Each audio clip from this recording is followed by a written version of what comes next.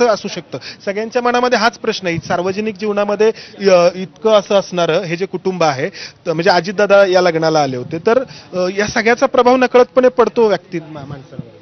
100% पडतो. एक चांगला समाजामध्ये एक मेसेज जायला हवा होता की एका चांगल्या कुटुंबामध्ये विवाह झाल्यानंतर आणि राजकीय संबंध असल्यानंतर आपण समाजाला एक मेसेज द्यावा चांगला. परंतु त्याच कुटुंबाने आमच्यावरती एक प्रकारे अत्याचार केला आणि अमानुष अत्याचार केल्यामुळे आमच्या पुतणीला वैष्णवीला जीव गमवावा लागला. आणि हे असताना सुद्धा अजितदादा पवार यांच्या पक्षाचे तालुका अध्यक्ष सुशील हागवणे असतील आणि नेते राजेंद्र हागवणे असतील हे आजही फरार आहेत. त्यांनी ॲक्च्युली आमच्या मुळशी तालुक्याचं नेतृत्व करताना समाजाला एक संदेश द्यायला हवा होता, परंतु त्यांनीच आज नराधमांनी या बालिकेचा गळा घोटलेला आहे. नाही, लोकांच्या मनात तोच प्रश्न आहे की इतका महत्वाचं पद आहे मुळशी तालुक्याचं आणि इतक्या महत्वाच्या पक्षाचे पदाधिकारी आहेत, तर हे असं कसं काय करू शकता? पहिल्यांदा ही जेव्हा माहिती समोर आली किंवा बातमी आली 16 तारखेला, तेव्हा सगळ्यांच्या मनामध्ये हेच होतं की असं कसं काय करू शकता? तुम्हालाही हेच वाटलं असेल, इतकं मोठं कुटुंब आहे, सार्वजनिक आयुष्यातलं आहे, हे असं कसं काय करू शकतं? ॲक्च्युली त्या कुटुंबाची विचारसरणीच तशा प्रकारे आहे. आत्ता एक एक गोष्टी आम्हाला त्या कुटुंबावरती समजायला लागल्या आहेत.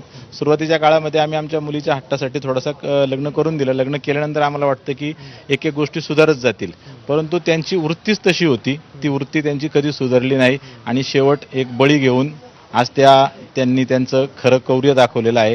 आणि दुसरीकडं लहान बाळाचं इतकी हेळसांड करून 6 दिवस मायेच्या माणसापासून त्याला दूर ठेवलं आणि आज शेवटी रडत होतं बाळ, तुम्हाला फोनही आला होता असं समज? बाळ खूप रडत होतं आणि त्या रडणाऱ्या बाळाचं उद्या काय झालं असतं आणि तुम्ही प्रसारमाध्यमांनी दाखवल्यानंतर कुठंतरी त्यांच्यावरती परिणाम झाला आणि प्रसारमाध्यमांच्या माध्यमातूनच हे बाळ आम्हाला मिळालं असं मला वाटतंय. तुम्ही पोलिसांकडे गेला त्यावेळी दखल घेतली नाही, एका घरी गेला त्यांनी बाळ दिलं नाही, पोलीस म्हटलं की न्यायालयाकडून तुम्ही ते बाळ घ्या आणि आता परिस्थिती अशी आली की त्यांना तुम्हाला हायवेला कुठेतरी बाळ तुमच्या ताब्यामध्ये द्यावं लागलं. हो, बाळ हे आमचं होतं आणि असं कुणाकडनं तरी घ्यायला आम्हाला ॲक्च्युली कसं तरी वाटत होतं.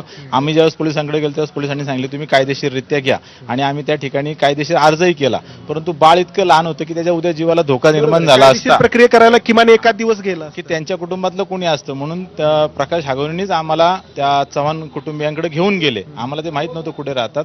त्या चव्हाण कुटुंबियांकडे घेऊन गेल्यानंतर त्या ठिकाणी जो काही प्रकार घडला तो त्यानंतर आम्ही घाबरून शेवटी पोलिसांमध्ये एक सांगायला गेलो त्या ठिकाणी आणि आता आम्ही कर्वेनगर पोलीस स्टेशनमध्ये त्यांच्या विरुद्ध तक्रार नोंदवणार आहोत. कोणाच्या? निलेश चव्हाणच्या कुटुंबियांच्या वतीनं, कारण तो हा एक प्रकारे अपहरणाचा आणि आम्हाला भीती दाखवण्याचाच प्रकार आहे. खरं तर सार्वजनिक आयुष्यामध्ये एखादं कुटुंब असतं किंवा व्यक्ती असते तर लोक त्याच्याकडे थोडंसं आदराने पाहत नक्कीच असतात. मंदार, अत्यंत दिलाशाची बाब आहे की अखेर हे मूल पुन्हा एकदा आपल्या आजी आजोबांकडे म्हणजे कसपटे कुटुंबियांकडे गेलेलं आहे आणि एक हसू त्याच्या चेहऱ्यावरती उमटलंय. याच मुद्द्यावरती एक छोटासा ब्रेक घेतोय.